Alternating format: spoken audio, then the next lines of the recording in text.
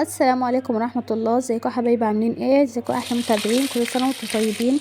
النهاردة بقى تعالوا نعمل فطارنا كده، نشوف هنعمل ايه النهاردة. بس قبل ما نبدأ الفيديو بتاعنا بقى كده، متنساش نصلي على النبي في كومنت جميل منكم كده، ولايك واشتراك وتفعيل زر الجرس للقناة عشان يوصلكم كل جديد. نيجي بقى الموضوع بتاعنا كده ايه.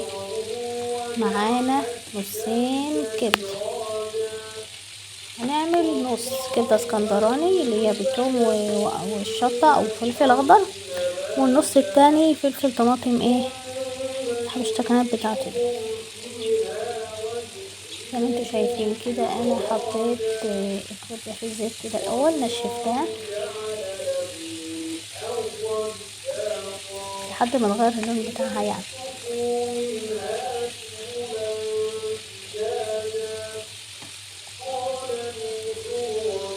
رشة الملح بتاعتها والفلفل الاسمر،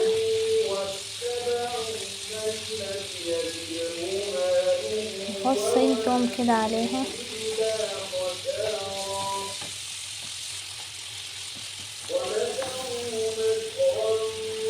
حبيت اعمل طريقتين كده ما استغناش بقى عن الليمونه. لو في يا جماعه كمان برتقان، يا خراش على البرتقان على الكبده كده، بيشيل منها اي زفاره خالص، خلي طعمها تحفه. دي بقى بصله كده مبشوره، واحنا كنا في ايام يا جماعه البصل اللي هو اللي بالشارع بقى، على ما اللي هو الجديد يطلع يعني من الارض. دي معلقه صويا صوص كده او كاتشب زي ما انت بتحبي، يعني كنت عايزه اشطها شويه يعني، وتنزلي تشويح فيها كده. كنت فرمه طماطم للمكرونه اللي هعملها جنبها دلوقتي، قمت راح حاطه لها معلقه سلق كده برضو، خلي طعمها جميل وبتخليها جوسي كده وحلو. بهاراتك بقى زي ما انت عايزه بتحط لها، انا اساسا عندي كزبره وكمون ملح وفلفل.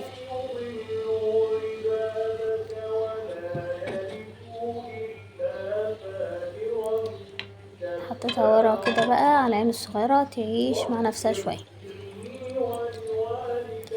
هنا بقى المكرونه حبيت يعني اغير الطريقه شويه، اكيد كل يوم بنعمل يعني مكرونه بطريقه شكل. المره دي حطيت البهارات بتاعتي كده في قلب الزيت، تطلع ريحتها كده وتتاخد تشويحه ايه بنت ناس. نزلت عليها بالطماطم، ملح وفلفل. اسهل اكله مكرونه وكبده، تهد معاك. اكلات سريعه مش مكلفه، ما بتاخدش وقت منك. دي بقى الكبده يا جماعه بعد ما خدت التسويه بتاعتها ايه، بوريها لكم كان طعمها اقسم بالله تحفه. دي عصرة البرتقال بس بقى في الاخر كده اقوم عصراها عليها وطافيه بقى.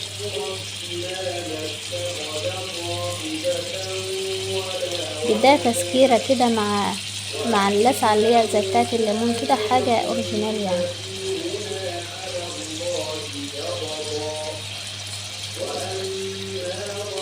تسلم ايدي والله.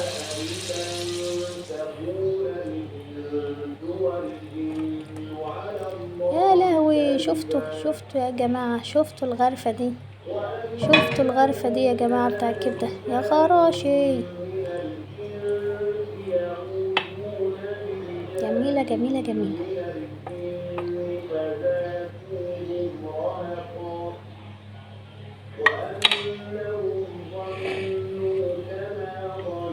ايه رأيكم؟ شوية طرنشات برتقال بس كده يعني، عشان بقى ايه شغل مطاعم بقى مولكوش.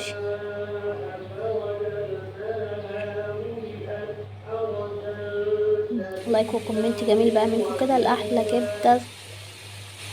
عملنا بقى جنبها كمان طبق بطاطس مقلي على السريع كده، مكرونه وكبده بطاطس، اكله كامله متكامله يا جماعه، يعني مفيش اي اعتراض عليه. حمرت طبقين بطاطس اهو، وده طبق الكبده التاني بقى.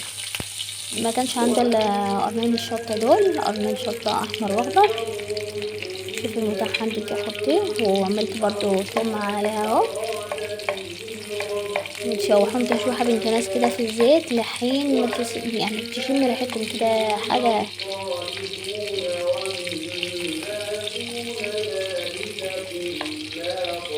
على نار عالية كده، وبتقومي ايه نازلة بتشد عليه.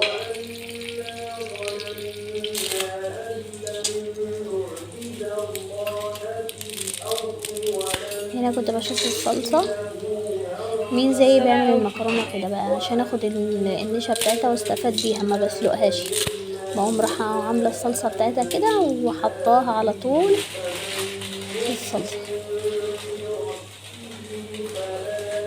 وتكون الصلصة بقى مغطياها. ممكن بتزودي يعني مية عليها كده لحين بس ما المكرونة تتغطى، وتديها تقليبة كده ملح وفلفل وحاجتها بقى، زي الرز الابيض بالظبط، مفيش اسهل منها وطعمها جميل، وهتشوفوها الوقت بقى. تبقى شاربة الصلصة بتاعتها واستوت فيها وخدت من طعم الصلصة والطماطم، واستفدت بالنشا اللي فيها. لو انتي مثلا عندك اطفال نحيفة كده وعايزهم يتخنوا كده ويلزلزوا كده يعني إيه كده انت بتستفادي بنسبة النشا بتاعتها يعني اللي فيها.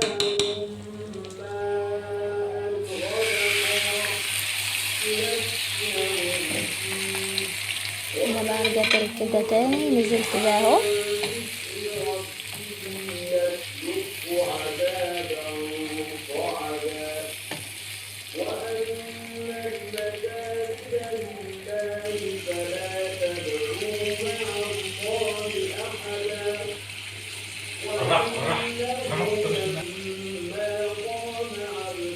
نزلت عليها بالملح وكمون كزبرة عصرة برتقال. البرتقال ده معايا اساسي مع الكبدة بالذات، يبدأ يعني برتقال. ايه رايكم بقى في المكرونة؟ استوت اهي وبقت جميلة. ههد عليها بقى النار تتردد بس شوية.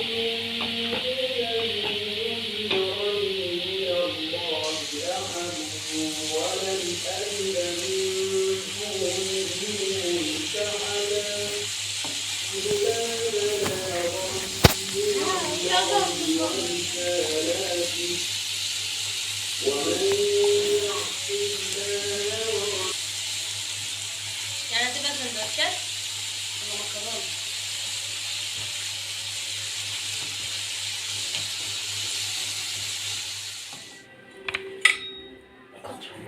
ايه رأيكم بقى في المكرونة؟ يلا بينا بقى نغرف الجمال ده كله. شفتوا الطريقة والتكاية والحركات دي؟ انا بس ما كنتش متملكة من التليفون شوية بس ايه رأيكم؟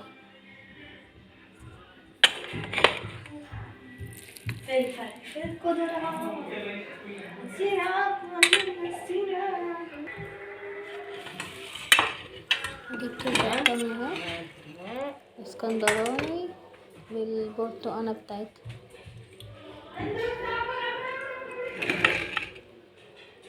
والطبق التاني اهو اللي احنا كنا عاملينه برضو.